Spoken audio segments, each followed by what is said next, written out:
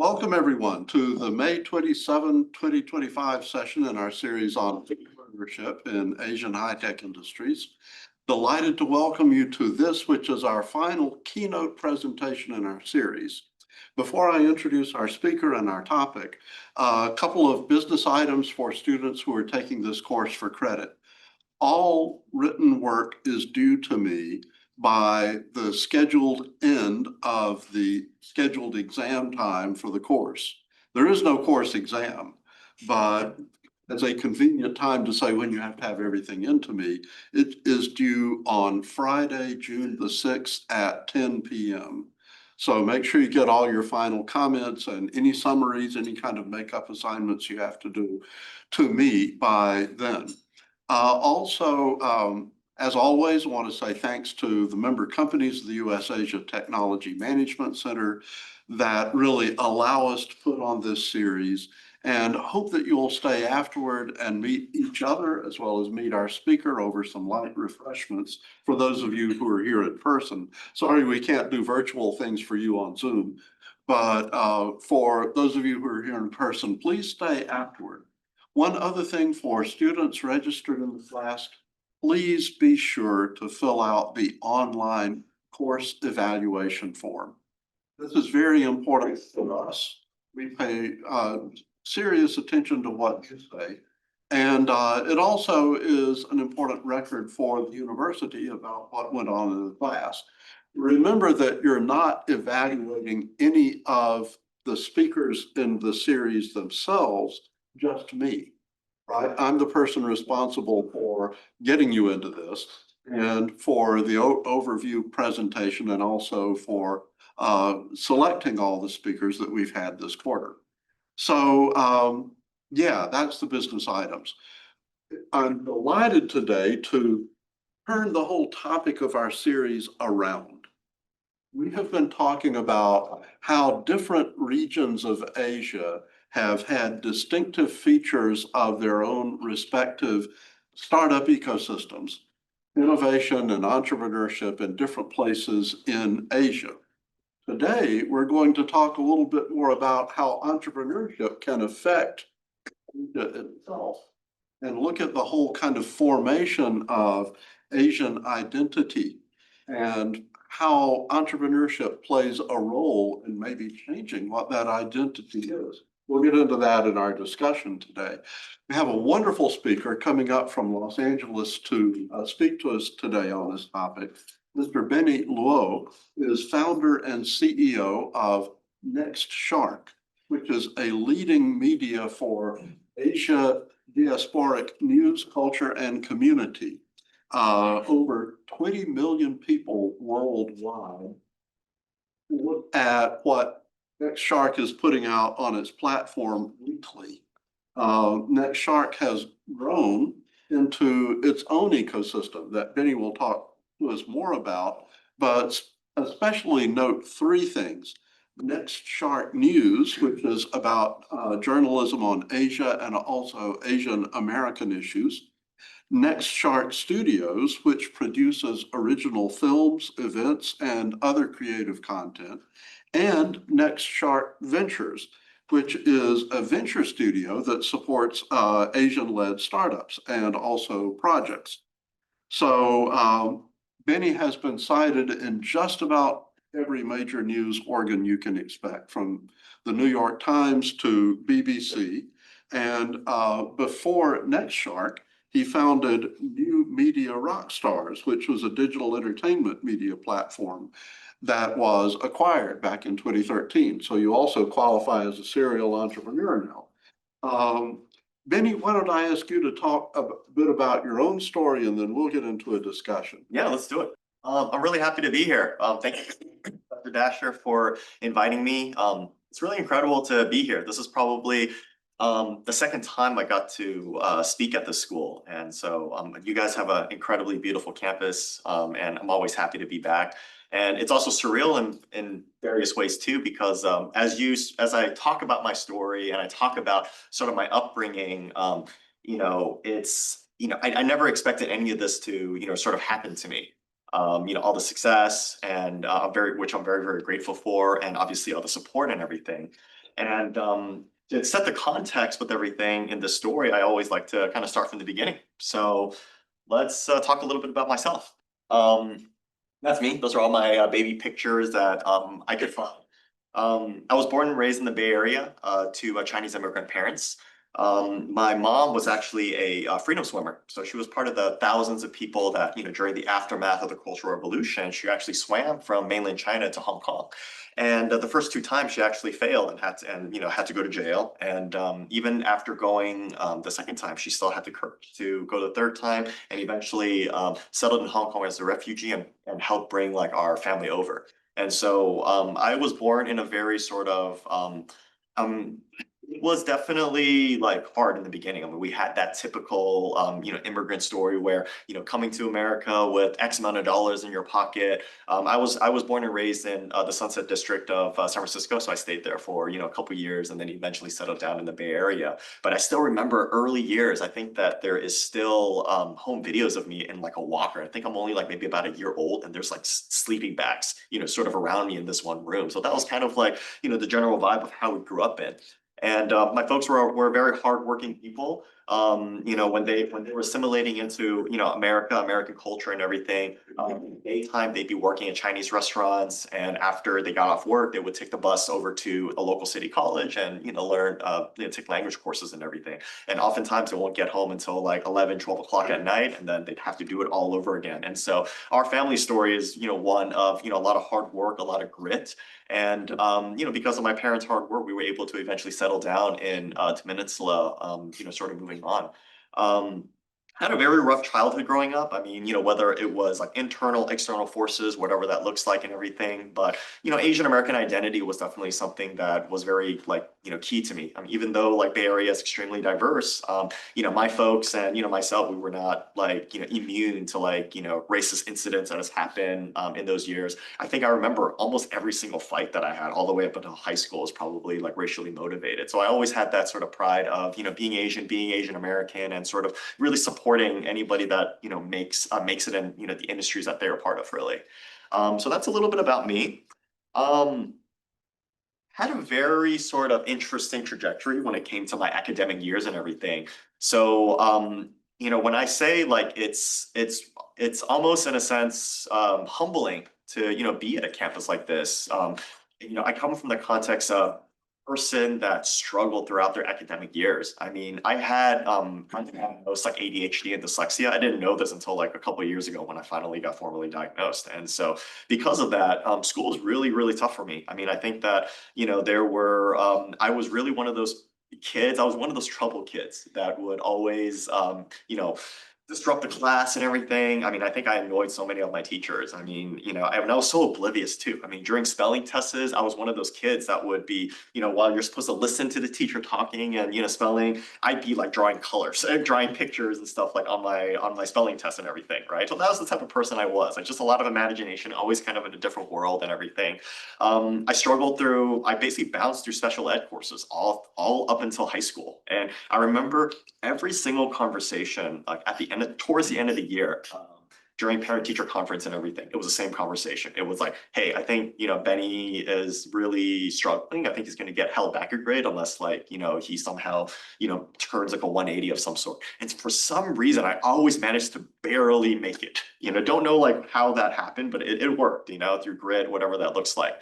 I think my first taste of success and that first taste of believing in myself and knowing that I could achieve things was really during high school. You'll see like in one of these slides, I think in high school, I got into badminton. I had a crush on a girl my freshman year, and I basically joined the team because of her, and I ended up liking the sport more than her.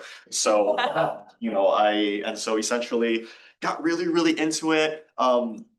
And even though I had no coach and I had like no sort of like ground basis in this sport, through sheer just will, working hard and pushing through the whole time, I managed to be nationally ranked by the time I was a junior in high school, and I actually won Central Coast section back in my senior year.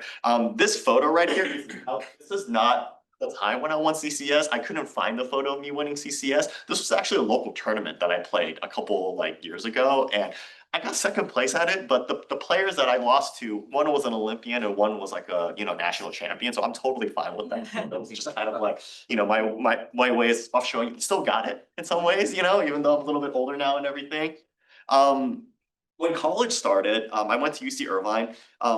I went to UC Irvine really for two reasons. Like one, it was one of two schools that accepted me, and it was one of the nicer. I mean, I think I accepted going to UC Irvine because it looked nice in the booklet. So I'm like, okay, this looks great, and so I accepted it without even going. But also, they had a pretty like good badminton team at the time, so I figured, hey, why not, right? Um, when I got into my freshman year of college, I mean, I knew that I couldn't compete with my peers academically, but I knew I could get like work experience. So at one point, like I was doing full set of like, units as a full-time student, but I was working 4 jobs all at once in that like same year. Like I could still list them out. Like I was a campus note taker for people that had like a disability of some sort. So that motivated me to go to class and get paid for it. I drove this big anteater truck all around campus, like delivering like computer parts and computers to faculty members and everything. I still remember lugging these big iMacs and like 4 flights of stairs like up. And I remember I was sweating by the time like I got it. Was best workout, but I wouldn't recommend it.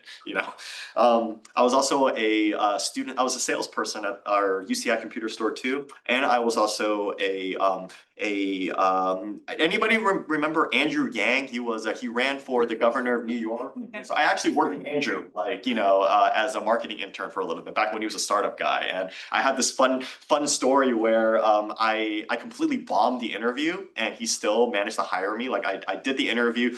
I was so green. I didn't even like resource the company or anything. And I remember just like he was asking me all these questions, and he was like, "You obviously didn't prepare for this interview." And I think it went from an interview to him lecturing me for the next 30 minutes on like how I can better perform, do better interviews, and how best to research companies. And a week later, he ended up giving me a job, and we've been friends, and stayed in touch like sort of ever since. So Got to interrupt. That's the power of listening, right? yeah, exactly. I was a good listener, at least like, I could sit down and listen, if anything, right? High schools, I mean, college was very, it was very, I could probably do a whole book just on my college experience, but we only have like, how many, is it 15 minutes yet or no? Okay.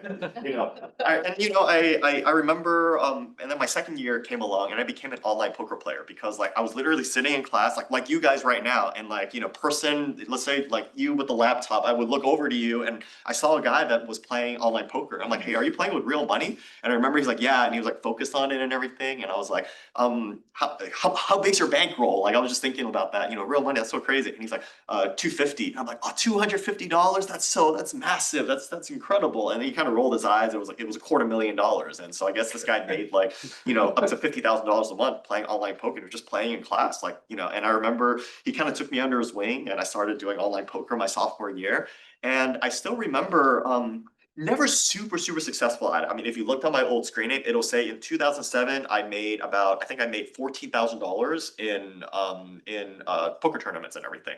I took that money and I think I bought like a used car. I took $6,000 of that and I bought a car off Craigslist. It was like a souped up Honda Accord at the time, and then the rest I kind of just used it to survive, whatever that looks like and everything.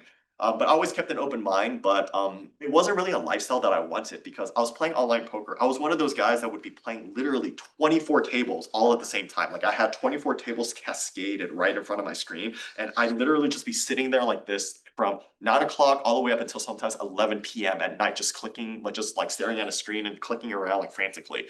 I was eating Domino's pizza most of the time because that was the only thing that was available for delivery, no DoorDash at that time. And I still remember at approximately 3 o'clock every day after I stopped my session, I would have to wear sunglasses to play because it was just, my eyes were just so tired staring at all this blue light in front of me. And so not a lifestyle that I wanted. And so, and then junior year came, I met a 16-year-old kid that was making $10,000 a day doing affiliate marketing and online marketing. So he kind of took me under his wing, and to make a long story short, I learned a lot from him, but at the same time, he was still a 16-year-old kid. And, it was one of those things where, yes, a lot of money was coming in, but also a lot of money was coming out. And to make a long story short, I got into some really, really bad business deals with him. Granted, I don't regret the experience because the way I look at it is, I learned so much from it and I attained skills that not many people had at the time. But I still went through a lot because of these experiences. So to just fast forward to everything, because of these bad business deals and things that I was getting into, I almost filed for bankruptcy when I was a senior. And I still remember, contemplating talking to a bankruptcy lawyer, like, hey, should I do it? Like in 7 years, like this will be off my credit report anyways, right? And then we talked it out and I decided to take responsibility. And so I basically, I realized that my power is that, look, like I owe this money to these creditors or whatever it is, but my power is that I can at least negotiate for something better. Otherwise, if I file for bankruptcy, they get nothing, right? So I always say I graduated on a Saturday and I immediately went to work on a Monday. And thankfully speaking, because of the skills I had, like I had a really good job out of college. I was making like, like this was like back in 2010. So, 80,000 is probably nothing nowadays, but 80,000 was quite a pretty good for, a freshly new college grad. I had my own office. I was a marketing director for like a leading tech company at that time. And so like one of the youngest guys in the company. And so basically in 2 years, I just worked and got myself out of debt. And eventually, I got it to the point where I got this completely deleted off my credit report too. That's how good of a negotiator that I became after this whole experience. So, definitely learned a lot. Had a lot of failed businesses, failed opportunities and businesses leading up to my companies and everything. And so while yes, like all these things looks great, there's probably like, it's like what Jordan says, right? It's like, you see all these wins, but you don't look at all the shots that I missed. And he probably missed way more shots than he actually made, right? And it's very similar sentiments all around. So while you're at this pause, how do you get over one failure and get to the next project? You just keep going. You just keep moving. I mean, it's one of those things where I think I the most could hear your mom swimming back to Hong Kong. yeah. But really, other than just grit, uh, this is involved picking up a lot of knowledge from somewhere about how to make things keep going. I think that, it's one of those things where, your parents, your folks and around Yeah. you, like, you see the value of hard work and especially with immigrant families. I mean, we're all about hard work, right? We're all about really like, utilizing our time wisely and doing everything we can. I mean, like for a lot of immigrants that come here, like, just being here is a gift, right? And so you make the most out of that sort of experience, right? I think for me, a lot of my motivations was like, I really wanted better for myself, even though like I may not have been the smartest or maybe I had certain things that sort of held me back or whatever you want to call it. I think that the one thing I do take part of is I really get into the weeds of why I sort of failed because like that's the most important thing. It's sort of like what I look up to people like Michael Jordan and Kobe Bryant. So I use a lot of sports analogies like when I talk, right? Like with Kobe, it's kind of like when he says like, hey, like I love losing. Like losing is exciting because it gives you data points of how to get better. And that's really how I approach like every loss, like no matter if it could be as little as a failed business deal to like, a failed company, whatever that sort of looks like, right? And Now, based on what you know now, would you call that entrepreneurship? and possibly, yeah. I mean, everybody has different iterations of Yeah. entrepreneurship. I think it depends on the angle you look at, but I think like definitely like a lot of it really, like you said, a lot of it is really grit and and whether like you're willing to go as hard as you can the day after, when you fail. I mean, Jensen Huang, like the CEO of NVIDIA, that's the one thing he talks about. He talks about grit. It's like, do you want to be successful? Do you want to be a successful entrepreneur? Great. How much are you willing to suffer? Right? Like, right? Like the more you suffer, the more like you're willing to suffer, the odds are that you'll find success. And the way I sort of look at it, it's almost like a how do you say it? It's like a I don't want to say numbers game per se, but it's one of those things where it's like I look at it as like almost like a casino and your chips are time, right? And I spend time and I just know that the more I play, the luckier I'm gonna get, right? So that's kind of the way I look at Okay, it. Yeah. that's an interesting concept. I like that. Yeah. Why don't you go ahead? Yeah. So this is kind of how it's going now. I mean, after like, dealing with special ed, all these different things. And I'm happy to, have been able to help build one of the, if not the leading Asian American and Asian diasporic media destination. We now like drive, I mean, I think the numbers that you have are outdated already, but it's not your fault because these are recent numbers. I mean, like before we were doing 80 million impressions a month. Now like we're up to 100 million impressions. This is as of like, about 3 months ago, if anything. And we're very happy to have like a worldwide global audience. I was very lucky to, get named on the Forbes 30 under 30 in 2018. And looking back, it was a big milestone for me, not just because like, oh, Forbes 30 under 30. I think that I really honed in on that statistic where I had so many high school schools that rejected me, right? Because grades weren't good. And Forbes was really touting this whole thing of to get on the Forbes 30 under 30 list, it's harder to get in there than all the Ivy Leagues or harder to get into Harvard. Whether that's true or not, doesn't matter, but at least motivate that was a very really cool point for me to sort of hone in on and everything. I've done some incredible partnerships, incredible business partners and everything. I mean, I've been thankful in the last 2 years to help to produce multiple short films. 3 of our films are premiering at Tribeca, Cannes, Sundance this year. I'm EPing a theatrical film with Jamie Lee Curtis, who won the Oscars for Everything Everywhere All at Once last year. And and we have a lot of new original content stuff that's actually in production that I'm really excited about. I'm very happy to have been able to work with some incredible brands that we worked with. We work with a lot of like major partners like McDonald's, LVMH. We worked with a lot of places ranging from luxury brands to the Fortune 50 companies. I'm also very lucky to have been able to work with some incredible business partners too. I mean, Jeremy Lin and I, we now co-own a professional pickleball team together called the Bay Area Breakers. They're actually based here out of the hub in Alameda, so please check them out if you guys ever get a chance. And just So for those of us who are outside this whole world, what is the role of an executive producer of a film? we do everything and anything we can to make a film happen, whether So it's you also have to put together the funding package, right?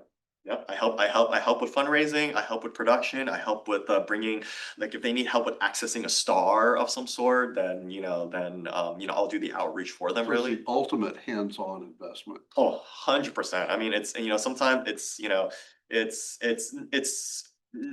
it's a tough business to be in. I mean, like a lot of not all movies make money. There's a lot of flops. It's harder and harder and harder. But it's one of those things where I love storytelling. And for me, like I just get so much energy just working with such talented creators in the industry and creating stories that become bigger than our own. Yeah, so I've seen your slide deck, so I know you're going to tell more about what NextShark Studio is doing. So I'll let you go on and do that because I think that getting a sense of what your focus is for the messages you want to communicate. Absolutely, absolutely. So, what is NextShark? I mean, I think that honestly, I've actually struggled. I think I'm still slightly struggling. In terms like I have it in my head. It's just like putting it on articulating it so that the world understands it. I think that's really the challenge and everything. But for the most part, I think if you guys are familiar with NextShark, you probably see us as mostly a news platform. You guys see us as a news platform that has told a lot of great stories. I know a lot of our support came from during 2020 when there was a rise in anti-Asian rhetoric and hate crimes targeting the community. And when we report on a lot of these incidents and stories and everything, we managed to really activate the entire community. And NextShark gets credited for really sort of getting the mainstream to really see that a lot of these incidents were happening and to really shine a light and spotlight, what was happening within the community. And so we're very grateful for that. But personally, for me, I mean, what my favorite stories were really just talking about stories within the community. I mean, not just like interviewing like influencers or celebrities, but really just individuals. I mean, some of my favorite stories is not so much about like, oh, I got to interview this celebrity. It was more so like business leaders. I mean, or not business leaders, young people, young activists, people that were building things and doing some interesting things. I mean, I remember interviewing an 11-year-old girl at the time who hand sewed 400 PPE equipment for hospital staff because like there was a shortage, and she also helped put together the first like Black Asian solidarity march in the Bay Area, and so it's really those stories that I really am passionate in. Yeah. And I think over the years, like I've now blossomed it into so many different things. And what I have now is that NextShark reaches the highest concentration of Asian American consumers in one place. We also have the highest concentration of the who's who, like whether it's actors, politicians, producers, creatives, entrepreneurs, like in one place. Because of the NextShark brand, there's not very many people that won't pick up my phone call. Like whether it's world leaders, whether it's like, a billionaire entrepreneurs, whatever that looks like, just because of the brand equity that we have built over the years. And what I realize is that as a business, right, you can have all the traction you want, but what's the next most important thing? It's revenues. Really, you need to have revenues. I can talk about like reaching hundreds of millions of people, but if I can't make revenues to scale, the company isn't going to scale, right? But in that pursuit, at that time, a lot of our revenues was coming through marketing and brand activations, which is how most media companies monetize. But what I realized was that, wait a minute, Asian American marketing dollars are historically some of the lowest. I mean, we have to unfortunately compete against other multicultural like communities as well, right? And it's like I believe 1% goes to multicultural market, and Asians are at the very, very bottom. And so like I can tout like as many numbers as I want. If the marketing dollars aren't there, then it's going to be very tough for me to sort of scale. And so hence what happened was, I really love products. I really I'm and because of my network, I've been talking to and meeting so many incredible Asian American, Asian creators, entrepreneurs, and everything like that.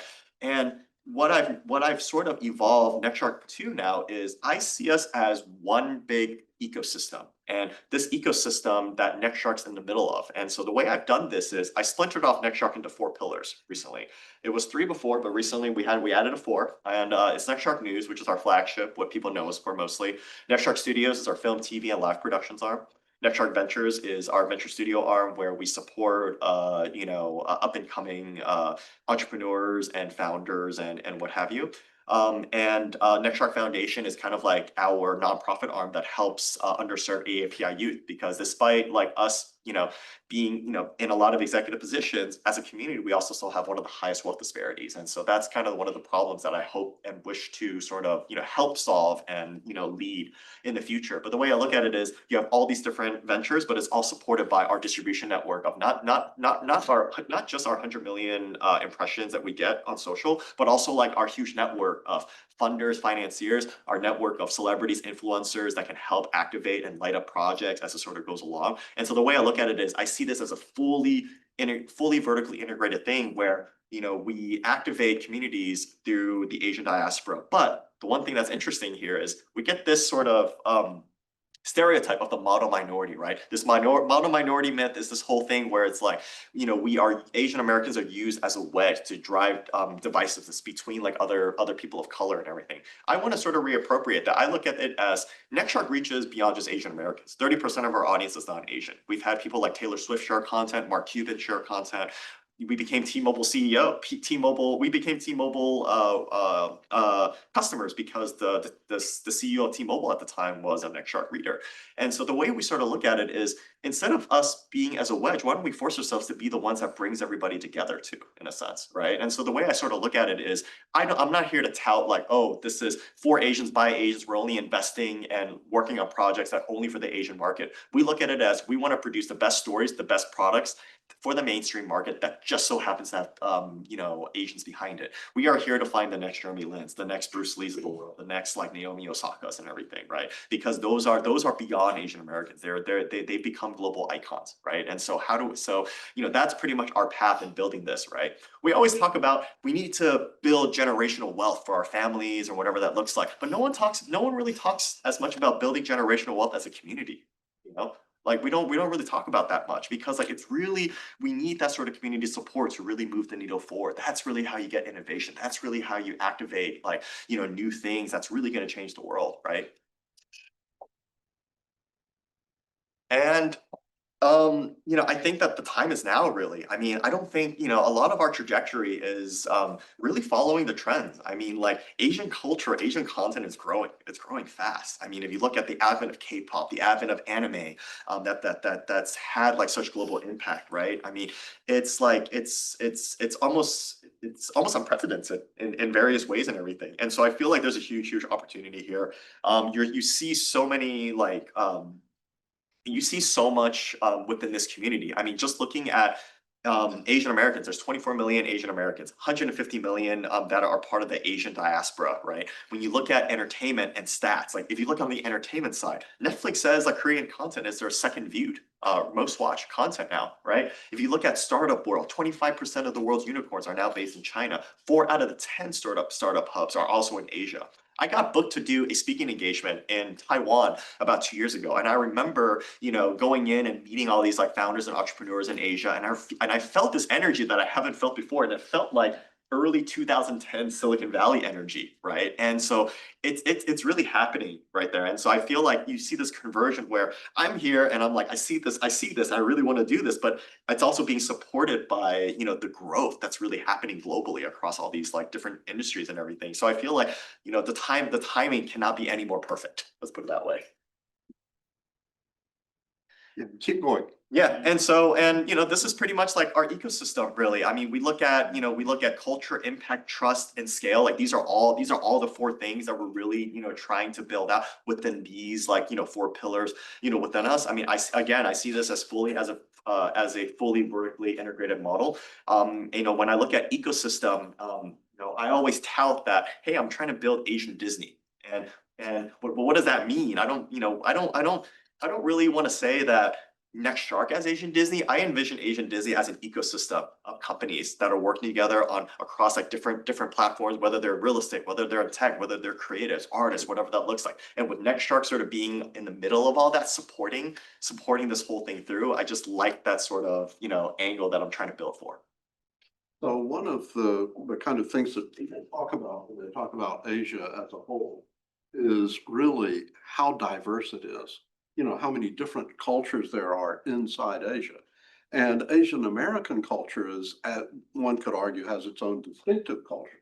Yes. So how do you be the glue to hold all these together? It's interesting. I mean, I think that, you hear this time and time again, the Asian American experience is different than the Asian experience. And I completely agree with that. I mean, our experiences are different. I mean, I know that when I talk to my friends in Asia, like the concept of dealing with racism and being a minority is foreign to them because frankly, they grew up in a place that was, that they're not the minority. You're not, yeah, they're, that was the case, right? And also like, there's certain things and systemic things that are here that tend to hold like, historically hold people of color down, right? That's my belief at least, right? And I think that, but I also feel that because of the advent of the internet, and you're seeing like so much globalization happening right now, and you're seeing like this sort of popularity just in not just Asian culture, in terms of like, content, but also food too. I still remember, our generation, the millennial generation, we have something called the lunchbox moment, right? Where like we bring something to school and it's a foreign, like, maybe it's Chinese food or Asian food that they don't recognize and you get made fun of for it. Nowadays, like that's like a trendsetter, right? Like it's like before it's like, oh, what's that? What's, kimchi, it smells. And now it's like everybody's like, they're saying it's like a health food now and everything like that, right? And so I think that because there's that sort of globalization now, I think that has sort of helped a lot, right? But I also think that the way I sort of look at it is there's going to be certain verticals that are going to be very specifically Asian American. So like, NextShark, initially we started off as more Asian America, right? But as our audience became more global and everything, we had to sort of like segment our audience. And so now like we have a separate platform called the Rebel Yellow, which focuses more on it's a weekly newsletter, 3 days, three times a week, that's specifically for the Asian American diaspora, where we talk about politics, we talk about like, community things that are very specific to that sort of community, right? But really what for me and where the glue sort of sticks in is that I personally believe that if we can create, again, great products, great storytelling, that just so happens to have Asians behind it, I mean, like I feel like that's really what's going to fully move the needle across like any generation. I mean, if you look at Bruce Lee became a global superstar in probably one of the toughest and most like, toughest environments, right? Like, Asians, like people of color were not getting those sort of opportunities at the time. And he broke through, right? But he broke through being the best at what he did, right? And that's essentially like what we want to do. So there's precedents around this. It's more so, being able to offer that sort of pipeline for them, right? And I think that's what NextShark does. Okay. Yeah.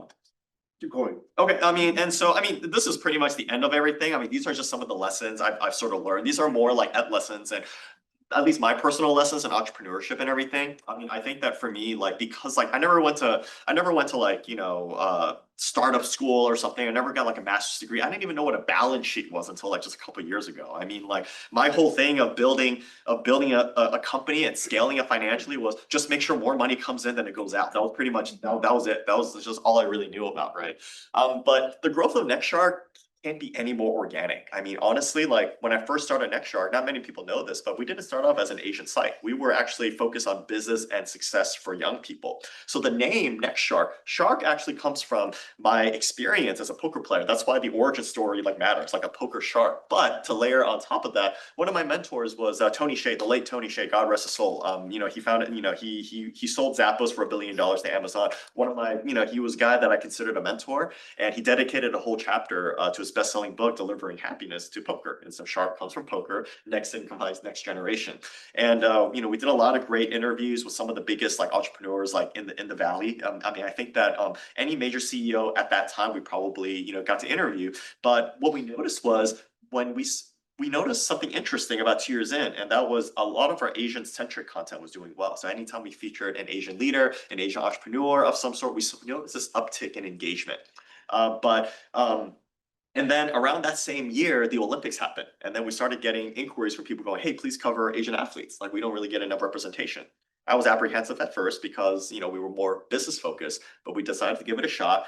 And man, like our traffic just took off. I mean, even like little write-ups like, Vietnam winning their first Olympic gold medal, like that got garnered over 500,000 impressions in less than 24 hours. And we didn't even break that story, but it showed that there was a need and there was a desire for this sort of, content. And so, I've always listened to my audience. I think that listening to your audience and is such a data point that, you constantly need to know. I mean, I'm constantly in my DMs looking at like feedback from like I'm looking at the comments. I'm looking at our news tip lines. I mean, I like looking at, data. I don't think data is like everything, but I just like obtaining information and figuring things out from there, right? And so that's really what my first lesson is: constantly listen to your users and listen to your audience.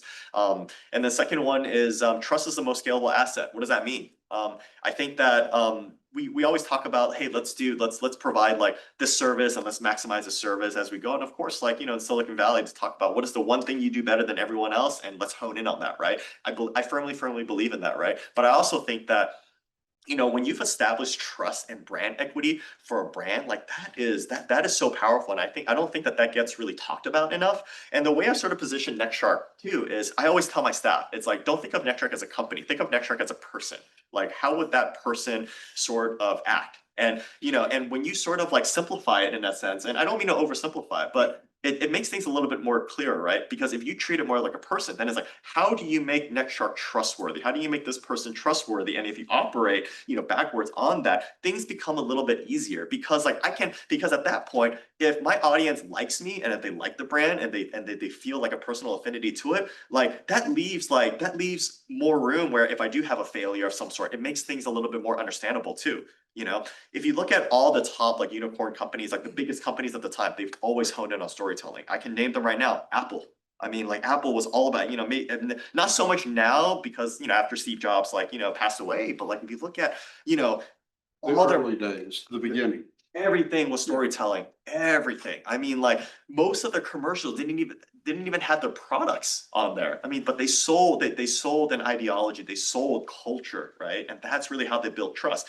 Nike, also another perfect one. And Nike does an amazing job storytelling. It's like, what does this brand represent, right? It's not about selling the best shoe. It's not about selling like, oh, look what I have that this competitor doesn't. No, this is who I am. Nike's all about celebrating. We're celebrating the athletes. We're celebrating these people that are trying to push to the limits. Yesterday, you said tomorrow, just do it, right? That's really what helps like hone in on people, right? And that's kind of leads into my old point, culture. That's how you build culture. Culture builds stickier communities than code, and in that sense, like no matter like things can change no matter what. Like, like AI is coming on and everybody's talking about AI and how it's disrupting all these things. And I completely agree with that. But when you have, culture, that's much harder to build and replicate. And that's something I don't think any sort of, I mean, maybe AI will get smart enough, probably would at some point, but at least in my opinion, I mean, like if you look at all the famous brands that are here today, they always lean on culture and they always lean on good storytelling, right?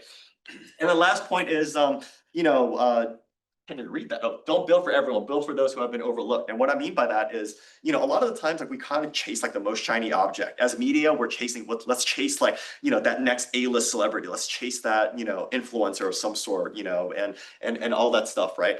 And oftentimes, like, you know, I've discovered that that's actually not the right approach. You know, for me, like I look at more so, I don't actually care who you are. I care more about the story that you want to tell me. And so frankly, a lot of the stories that have actually built the reputation of NextShark and sort of like, you know, and driven a lot of our traffic has actually been, you know, just, you know, profiles on community people, like, you know, just like you and me, everyday people. And, you know, because odds are like we all go through certain challenges. We all have a great story, right? And I think that really, you know, a lot of what we want to do is help you guys, you know, tell that story for the community. Okay, so I got to pick up one thing that you didn't mention in your background. Yeah. How did you find NextShark? Oh, that's a great question. Oh my God, totally. That's a key detail, huh, that we're missing here. So I started NextShark with $3,000 of my own money, by the way. I've never raised a round of funding.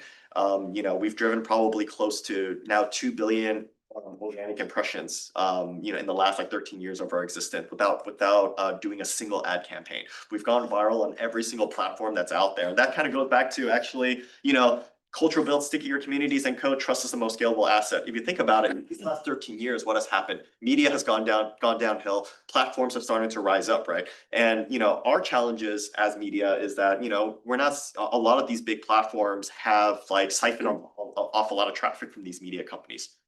And so, you know, for us, like when, you know, you see this in so many, almost all the platforms, like YouTube had their adpocalypse. And so a lot of like creators, like, you know, like kind of went downhill from there. You know, Facebook, you know, they sort of stopped referral traffic from, you know, outside, especially media companies and everything. So we went through all these different challenges as a community, but yet we still grow like year after year. When our millions of fans on Facebook, when they changed their algorithm and suddenly like, you know, traffic nosedive, what happened? Suddenly like, you know, our Instagram started growing like crazy. Suddenly our TikTok started growing like crazy. This is all organic. It's really because of that trust. It's like, hey, we can't find NextShark on Facebook anymore. Where do we find them? Now they're looking for you. And that's really the level of trust and that level of brand equity that, you know, you want to build, because that's going to really help hedge your bets when like, you know, part of my language, shit hits the fan. You know what I mean? So, but you know, still a bootstrap company. Okay. You know, we have some like angels now, Did but you ever consider taking outside money, oh yeah, I mean, I think like that VC money? 100%. I mean, I am very, I'm actually, you know, this is you guys are first to hear that I am thinking about and planning on, you know, trying to raise our first, like, you know, a major round of funding. Up until now, we have some great people around us. I mean, I think one of your former students, one of our angel investors is actually Gary Tan, the CEO of Y Combinator. And you know, and it was so funny because like I remember it was like through mutual friends, and I remember the friend was telling me, oh yeah, like he wasn't really excited about the meeting, and then like I remember we were only supposed to meet for just an hour, and our 1 hour turned into 4 hours to the point where like restaurant was closed for lunch and everything. And I think it went from why am I meeting NextShark to so am I investing in this or what? You know? So, you know, it's so, you know, yes, we're definitely, we're in the process for sure. Okay, Yeah. so having gone to that, I want to look now kind of at sort of what this tells us about Asia. So Asia has this kind of, in many different Asian cultures, there seems to be this very strong preference for stability and prestige. You know, have your kids get a job at a bank or whatever. And I'm really curious how you see, from your perspective, is that a big disadvantage, or is this something that is naturally kind of turning into something different? Like in terms, like, you know, like before they Well, prestige versus. Well, the kind of story that, let's go back to your mom. Your Yeah. mom had Yeah. grit, Yeah. and that you had. Do you think this is going to feed back to Asia now? I mean, I think, you know, Asia is such a, it's different, but I also think that, you know, because of globalization, you're definitely seeing a lot of opportunities and energy there and everything.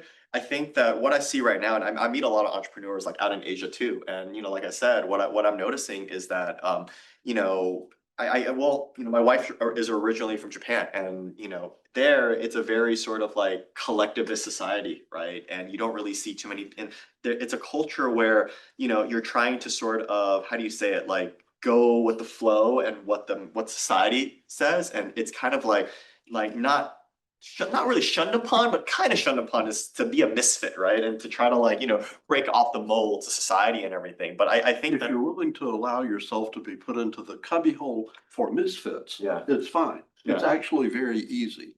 I think that, Japanese TV for years have had people with all kinds of, lifestyles and so That's forth. true. That's true. We do have. And when you think about it, what the issue is the strength of the expectation for you. If you're young, you've got to have this kind of point of view.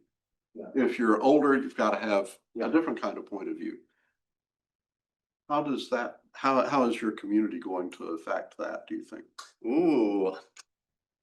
The thing about our audience is like it's interesting that you talk about like the different generations and everything. And for a long time, for a lot of people see us as like youth culture, right? We reach like 18 to 34. Our audience is still, a lot of it is Gen Z and like to older millennials. But we do see that for newsletter and apps, we're seeing But they definitely. themselves are getting older too. Yeah, they themselves are getting older too, but we do have like 45 plus. That Yeah. our newsletter and all our like we have a syndication deal with Yahoo and all these other like Apple News and stuff, and all of them sort of skews a little bit older and everything like that, right? I mean, I think that overall the way I look at it is, I think through storytelling and through the work we do, I think that I'm hoping that the generations sort of understand each other a little bit more too, Yeah, in that yeah. sense, right? Because at the end of the day, when you talk about like older and younger generation, they do need to converge, because like the older generation, they have resources and they have like the experience, right? And even though the world is different, some things never change. It's like, right? And I think that, but it's also that depth that, and for me, it's like just, your time is never up, just because there's something, like there's something to learn. I have a lot to learn from you too, professor, seriously. I mean, and so I think that From each other. from each other. Actually, this is really good point, and I like the way that you use the words ecosystem and also community. Because if everybody in an ecosystem or a community is exactly the same and has exactly the same function, exactly the same point of view, what a boring place. Yeah. Nothing happens. Yeah. So the fact that you have these different kinds of elements is really important. But I am kind of curious because in many ways, Asia has seen itself as playing catch up to Silicon Valley in many ways, whether it's really heavy technology things or whether it's, just the amount of money created. Yeah. What do you think about these Asian community in the best sense of the word? What's going to happen? What's their role going to be in innovation moving forward? I think they're going to be a big part, because what's happening is like a lot of the successful people here, like my friend Steve Chen, he founded YouTube, and he's now moved to Taiwan, building the startup ecosystem there and everything. I know so many people that ran startups here that were super successful. But Kevin Lin, he founded Twitch. He's out in Asia too, trying to build things out himself. And I think that generally speaking, like I think that they feel the similar things that we feel, is like, Asia's in this like interesting position now where, I mean, it's like, I don't want to get political, obviously, but I'm just saying it's like there's, in terms of like, seeing the growth and what has happened, right? I mean, like China is a great example. I mean, China, like, a lot of people here, like I think a lot of Westerners assumed that it was like a third world country, and then suddenly show speed goes and they see, whoa, like it's, what the heck, like their subway system, everything is better than ours and everything, right? And so you're starting to see that this is sort of happening and everything. But it's also, in a sense, the way I look at it is Asian culture also like it also sort of like rewards humility too, right? So in a sense, like we're not really the types, especially in Asia, you're not really going to be the types where it's like we're puffing our chests up and this is like look at what we've done and everything, right? But I'm very optimistic about the future. I think that in terms of like the startups that are going to come out of Asia, I think that we're going to see a lot of incredible things happen. I think we're going to see a lot. I think we're going to see more unicorns, coming out of there, specifically for the reason like you see the money moving towards it. You see like the movers and shakers seeing opportunities in all these different areas, right? And it's not just happening in Japan, China. It's happening all over. I have a friend that's building a fund in Vietnam. I have another friend that just built a VC firm in Indonesia too, and everything, Yeah. right? And so I'm super excited of that. But I also think that because a lot of these places are community driven, right? If you create something through, I feel like the adoption, could be a little bit quicker too on top of that, right? Yeah. So I'm going to ask about one more question, maybe more depending on what you say. And then we'll open up the floor to audience questions and also questions from Zoom. If you've got a question on Zoom, please write it in the chat window. So NextShark. So now about 30% of your audience is not Asian, but interested in the story. How do you see that percentage moving forward? What do you see as your do you see a ceiling? Or do you see this just continuing to get more and more and more impressions? More and more and more. And the reason why I look at it is it's embedded in everything that we do, right? Like, let's say if it's on the studio side of things, right? We want to do more films. We want to do more films, not just because like we're trying to, yes, a part of it obviously is to give more visibility to Asian creators, but we want to create films that's going to have commercial impact, right? Like, it's not just about creating things that make you feel seen. That's definitely a part of it and everything. But frankly, unless we need to create blockbuster hits, frankly. We need to aim high. We need to create things that are going to really, truly move the needle, because it's kind of like what Disney said. We make movies not to make money. We make money so that we can make more movies moving forward, right? Now, on the startup side, it's not just about investing and supporting Asian founders, right? The key metric that I'm also looking at too is they need to be solving like a major problem in the world. Our portfolio is very, very diverse. We have a fish market that sources fish for a lot of the Michelin star restaurants, right? But it's beyond just simply like food companies. We actually are trying to solve a major problem in the food industry. We focused on dry aged fish, which is a process that actually improves the fish quality, and it's very popular in Japan. But the problem that we're solving there is we're actually trying to solve the billions of dollars of food waste in the food system, and seafood is the biggest culprit, because if you can't sell fresh fish the first day, what happens the second day? It's just deteriorating asset. But through this dry aging process and through teaching this dry aging process to other people and chefs around the world, we're able to potentially help mitigate that. And our company runs on a zero waste. Every single piece of that fish gets used, right? To, let's say, we also have we're also diving into cancer research as well. We're about to there is a famous 50-year-old soy sauce company out there that is now integrating some of their, I don't want to say too much and get too crazy, but it's involving how it's a pretty big thing and I think it's a big step in cancer research and cancer treatment. And then which we also just took a stake in an AI company. One of our founders is up there, John. And so we're a lot of the things that we're trying to solve too is figuring out what are the problems out there in the world, and how can and targeting the right founders to help essentially solve it. And I think that we're in a great position to not only shine a light on them, but also give them the right resources to succeed. And so yes, I don't see a ceiling to this, as crazy as it might sound. I just want to keep going and going to see how this thing goes. Okay, I gotta ask one more question before we open the floor. Yeah. How do you do your time management? Oh my God, non-existent. I'm a father. I'm a father of two kids now. I have a 1-year-old. I have a 1.5-year-old daughter and a 2-year-old son. I am very involved as a dad. It's literally just me and my wife at home. And so I drop off my son every morning at school. I bathe both my kids at night after when they get home from school while my wife cooks. And then after that, we read bedtime stories to them. And then from there, my wife split up. I put my daughter to sleep in the other room, and she puts my son to sleep in the other room. And then we go all over again. And so basically, it's almost like this. My time is either I'm working or I'm with the kids. And if I'm not doing that, I'm thinking about working. So that's two things. It's kind of like what Jensen Huang says too, So it's I'm definitely, I think that also leads into why I'm also fundraising too. Is that I've been running as a bootstraps startup entrepreneur for a long time. And and for me, I think that if I didn't have kids, I could go 20 years and that's totally fine. But now I notice that as my kids get older, I want to spend more time with them. I wanna I love picking them up at school, and I love dropping them off and saying goodbye, saying goodbye, hello, all that other stuff. And so a lot of it too is now bringing in the right team members to help me execute, scale, and to scale my crazy vision and dreams, essentially. Yeah. Okay, sounds good. Let's open the floor. Questions, comments?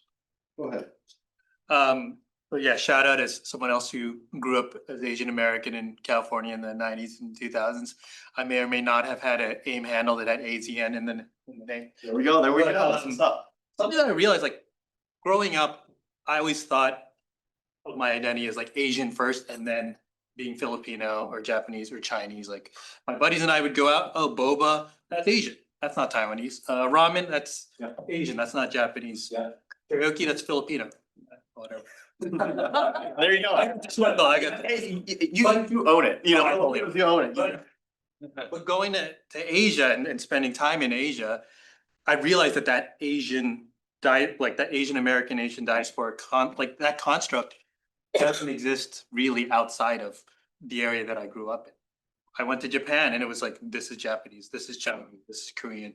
And something that I'm sort of noticing now, I'm also a parent of a kid. The way he talks about things now, it's very distinctly like, oh, this is Japanese, K-pop is Korean. And they're just, to me, there seemed to be this trend of like, I love that community that we have as an Asian community, particularly here in California. How, like, and I feel like NextShark is very much in the heart of that and trying to bring that community together. I just feel like the trend is pulling that apart and Yeah, I mean, realizing particular countries and cultures and identity. yeah, I know, and I resonate with that a lot. I mean, I grew up in the Bay Area. I mean, I still remember. I mean, did you grow up in here around this area or not? LA. LA. Okay, so like, I don't know if it touched LA, but in the Bay Area, we had this thing in the early 2000s called the Asian Pride movement, and like, you know, and there was like all these like different things that were being pushed towards. I actually was like an internet DJ when I was 16, and we would play like K-pop, C-pop, and J-pop, and all these different things and everything. Frankly, at least my interpretation of it is we have no idea what Asian American culture is. I still have no idea what Asian American culture is. The way I look at it is, you know, I think that there's certain things that we like. But frankly, like, I think that's the beauty of it. I think the beauty of it really is, yes, like when we were growing up and everything, like we saw sushi, boba, and all these things distinctly Asian, right? And we were able to sort of own that. But that was also the way I look at it is, it was, I don't know if coping mechanism is the right word, in a sense where, hey, this made us feel like, you know, belong. It says that, hey, like, you know, this is something that's ours and we own, right? But I think that part of also like growing in the human process, also understanding, you know, everything too. Because yes, I'm saying with you, boba's Asian, but now like, you know, I went to Taiwan and now I'm learning the intricacies of developing boba and all these different things. I mean, I think that overall it's happening like, you know, for the better, but I also think that the key thing is that Asian Americans are not a monolith. And, you know, we haven't been here honestly for, you know, for that long for us to really hone in on that community and everything. But I also think there's beauty in that because like that means like the roads are really unpaved ahead. And I don't think of it as like, oh, is it going to be similar to Latin culture or Black American culture, whatever that looks like. But I think that, you know,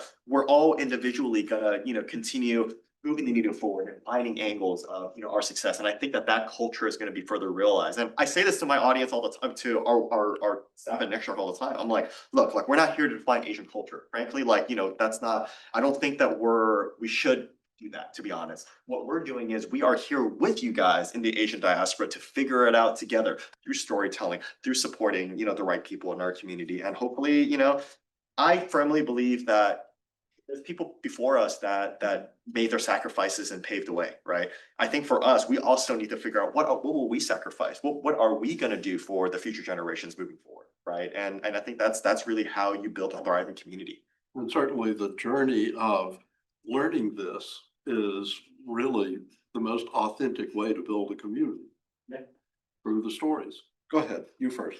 It's Carol. I'm the alumni of the founder of DeepSeek. I'm from China, and I got into the program back in Texas A&M with the communication studies, and I just came back from here, a digital media literacy in AI era. Yeah. And I feel like I found lots of okay. What is that? It's very cool to have NextShark as a media company or like a journalism company that provide the newest like news.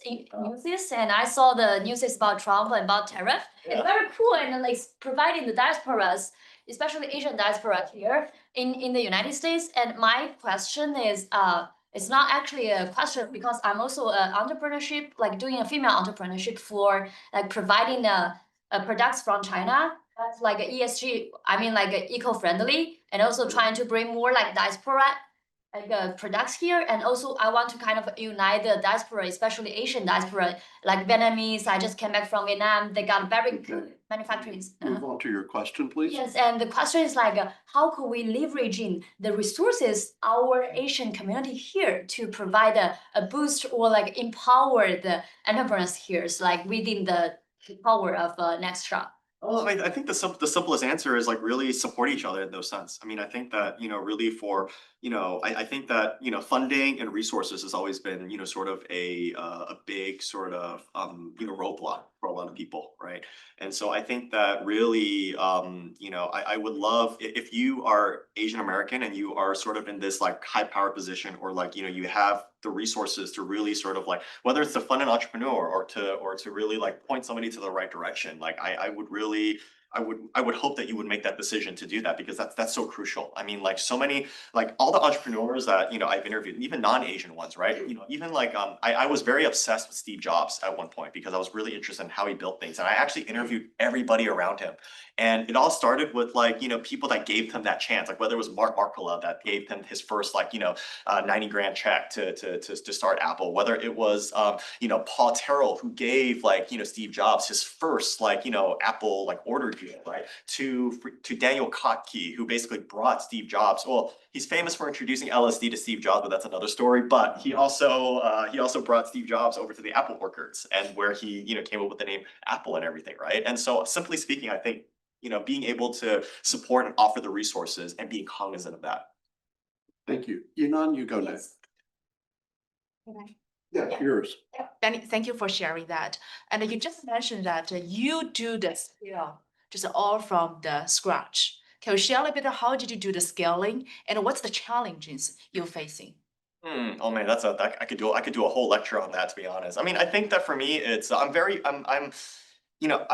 come from an internet marketing background, right? And in marketing, right, it's almost like this. It's like the way I sort of look at it is you're trying to get customer acquisition, and there's various ways to do it, right? If you have a lot of money in a marketing budget, you give it to a CMO, they do like paid media and performance media, and then everything kind of goes through. But what if you don't have that, right? And so for me, I've always had to really like I really get I nerd out on traffic arbitrage and figuring out like, certain ways to, to get traffic for, and when I was doing consulting, I mean, like my specialty was being able to build audiences from scratch, right? And so one of the roles that I do is I geek out on every single platform that's out there, really try to understand it and hone in on it, of like what really speaks to that audience, and what sort of content can I produce that's really gonna sort of resonate and frankly, go viral within that audience. And it's not an easy process. It's something where I would literally go pull so many all-nighters, figure how do you go to the front page of Reddit? How do you get on the Facebook suggested box of some sort, right? There's so many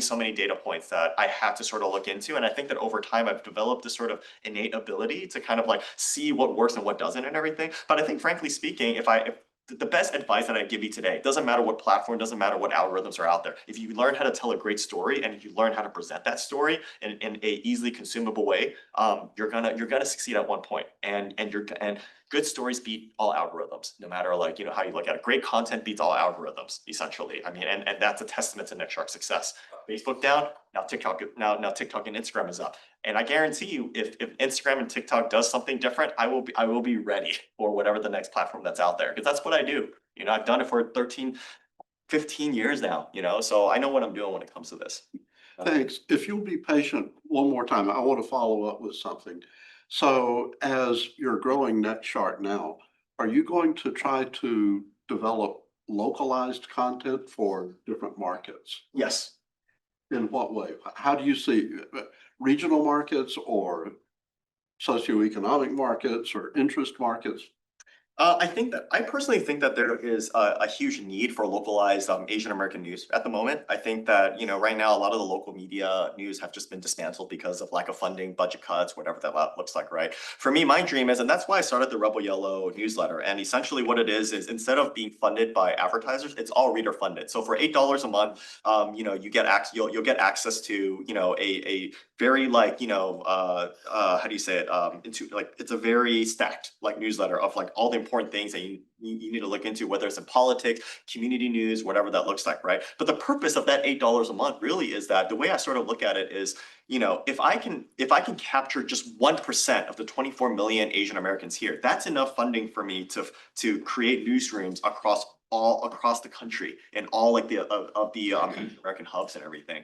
A lot of the things that I do, I don't do this just because I want to make money. Like when we made our first $1 million in 2022, I only paid myself $40,000. Why? Because I wanted our workers, I wanted to pass all that success back to our workers and grow, right? During the site of Stop Asian Hate, I made probably $250,000 just in speaking fees. I got zero of that. I funneled all that back to our writers and journalists that were covering a lot of these tough news that was happening at the time. Why? Because advertisers are not going to advertise against like, you know, bad news content about racism and whatever that looks like, right? So funding's got to come from somewhere and everything, right? And so, you know, I'm at that place now where, okay, I've made my sacrifices, but now I need to really think about how I can sort of scale, because if the company doesn't like, you know, we want to be in a position where we actually want to be able to write checks. That's my goal. I think that I have a good eye when it comes to identifying like who the winners are really going to be, and I want to continue sort of scaling that by obviously getting more resources and funding as time goes on.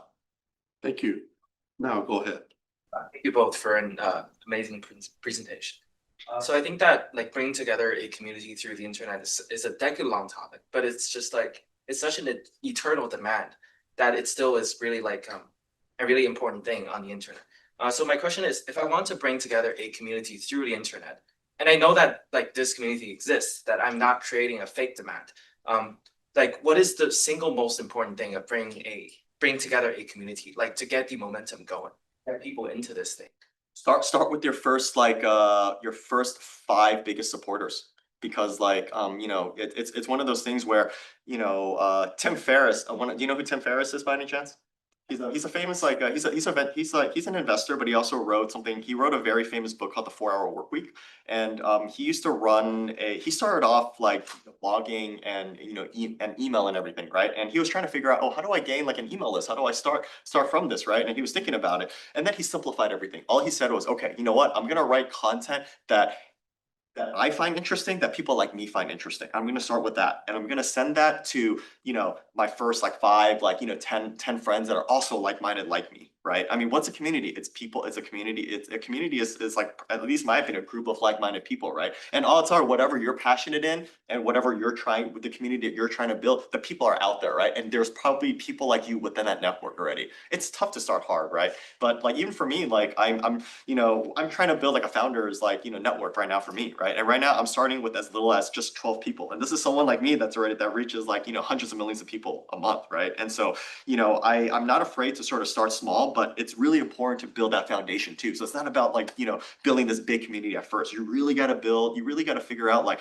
that first 5 to 10 people, getting them very, very engaged, and to inspire them to engage. Because if you can't get those 10 people to be passionate at what you're doing and to show up for you, then it's not going to work at scale, right? So really hone in on that, you know, first 5 to 10, you know, people that you're going to do. It could be a group chat that you start to share that like-minded info. It could be a newsletter, right? And a newsletter that you pass out to a certain set of friends. I mean, that's actually exactly how Morning Brew, the really famous you know, finance newsletter that I think they sold for like tens of millions of dollars to I think it was Axel Springer or something like that.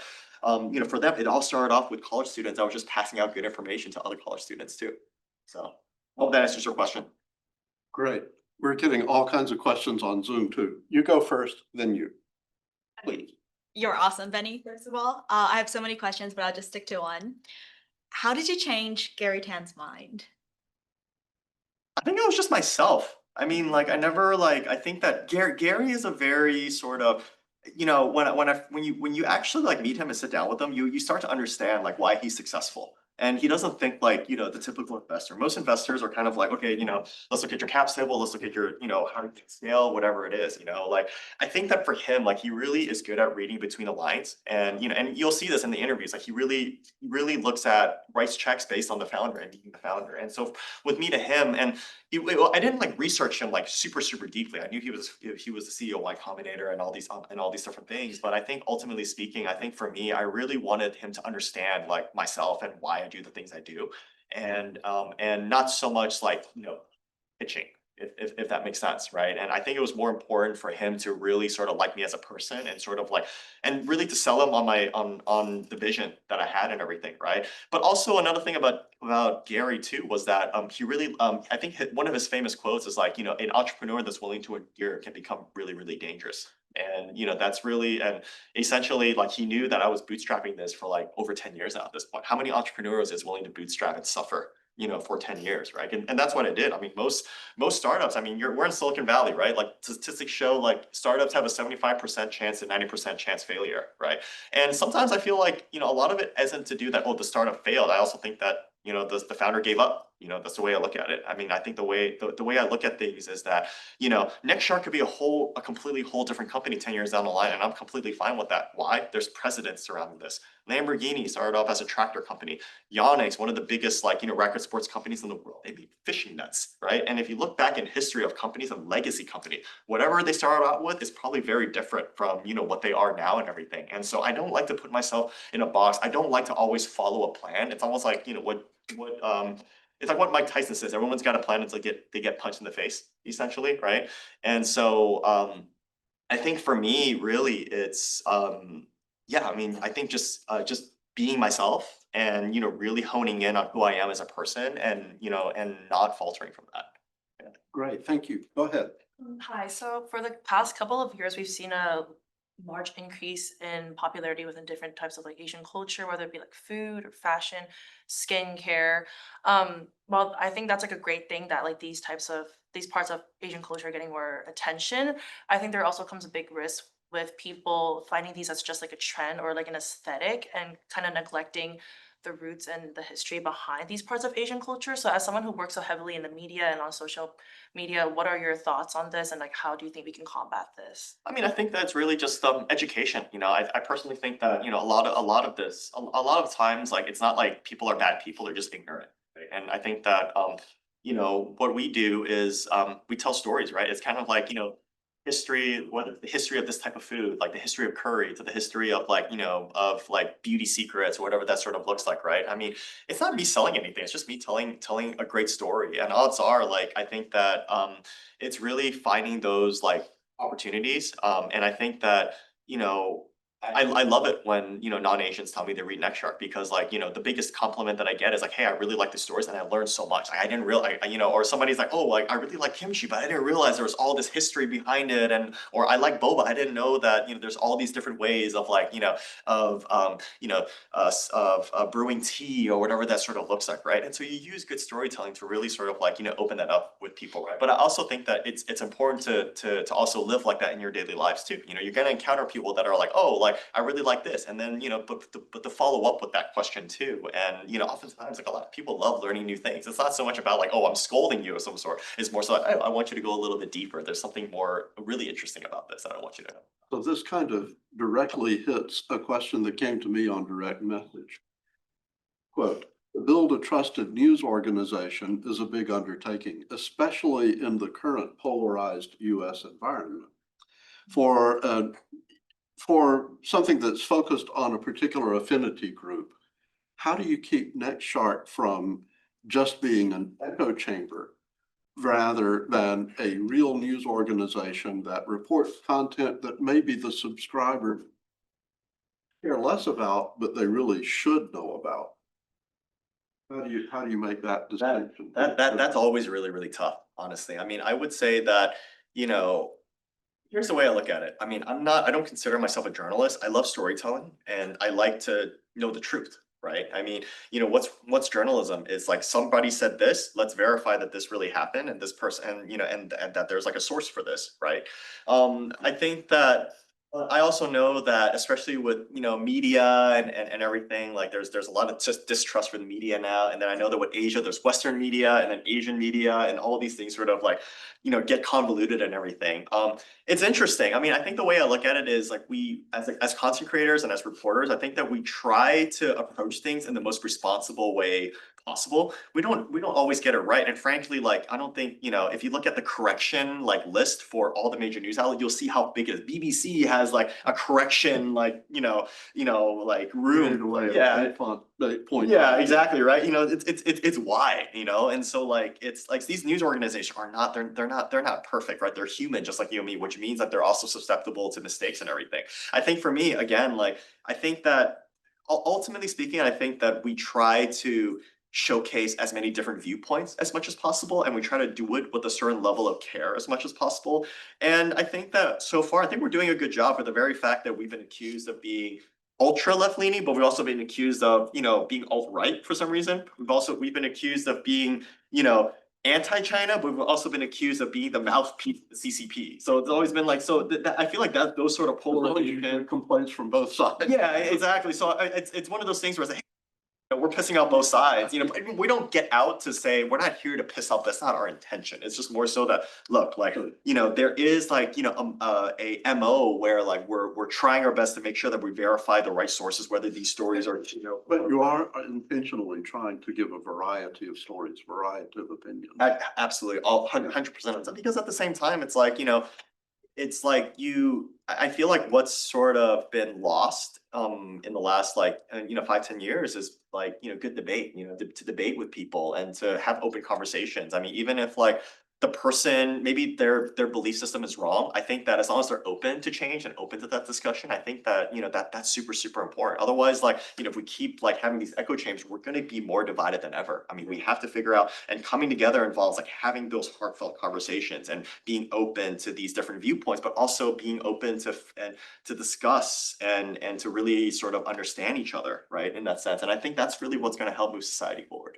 Thank you. We only have time for about one more question. And I've got lots of people who want to ask questions. Jonathan, we'll talk later. Why don't you give your question? Question about advertisement. So in the cookieless era, a lot of companies with first-party data is very popular. I have a lot of respect for companies, content-driven companies, because including you, who have been dedicated in creating the audience and creating high-quality contents.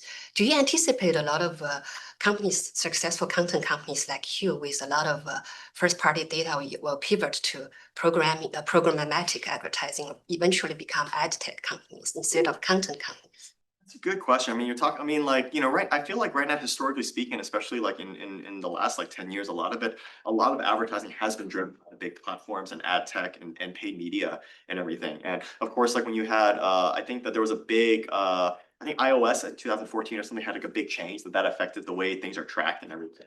I personally think, I mean, I've never been a huge fan of that type of, marketing. I mean, I know that it works at scale, and I totally understand that portion of it, and I think it's needed. My hope actually is that because of like these platforms sort of like, pulling away, right? And like, regulations are starting to tighten up. I hope that we kind of go back to almost like the old ways of marketing, which is to hone in on storytelling, right? And it's not so much, and I strongly feel this deeply, because like it's one thing to be like, okay, let's do this campaign. Okay, we're gonna target these set of like, people that are Asian. That's great. I mean, I know I'm targeting you around it, but I feel like that part of like, well, am I giving you like a message that really sort of like leaves you a lasting impact, right? The storytelling aspects of it is one thing me show you an ad, but I want us, but in terms of like how that ad sort of made you feel at the end of the day, I don't think that gets talked about. We only think about, okay, did that convert or did it not convert, And just because you brought a product or just because you converted doesn't mean you suddenly have this affinity to the brand, right? And so I feel I at least my hope is that you see more creative storytelling now with brands, and you see more like unique commercials and creatives and everything that will really sort of leave a lasting impact, sort of on the end user. So I'm hoping that the industry gets more creative, because I really miss that type of marketing and storytelling. Yeah. Benny, thank you so much for reminding us that the key to entrepreneurship is this energy, the grit, the kind of really paying attention, listening, building a culture. That kind of thing is absolutely a critical part of what we've been trying to talk about this quarter. What a great theme for our closing keynote, and thanks for being the best speaker possible. Thank you.